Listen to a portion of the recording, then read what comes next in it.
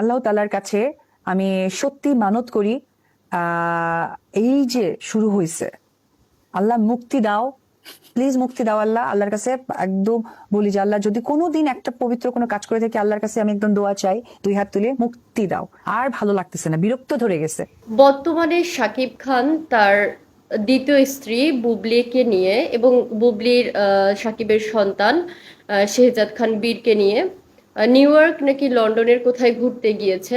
তো আজ অপু বিশ্বাস একটা শোতে এসেছিল, তখন সেখানকার উপস্থাপিকা তাকে জিজ্ঞাসা করে এই প্রসঙ্গে। তখন অপু বিশ্বাস বলে যে এই যে শুরু হয়েছে, জীবনে যদি কখনো আল্লাহ কোনো ভালো কাজ করে থাকি তাহলে এই বিষয়গুলো থেকে যেন অপু বিশ্বাসকে মুক্তি দেওয়া হয়। হ্যাঁ, একটা মেয়ে কতটা কষ্ট পেলে এই ধরনের কথা বলতে পারে।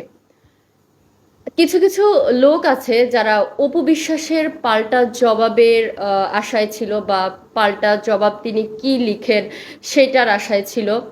আমার কথা হচ্ছে, এইখানে একজন প্রথম স্ত্রী তো অপু বিশ্বাস, তাই না?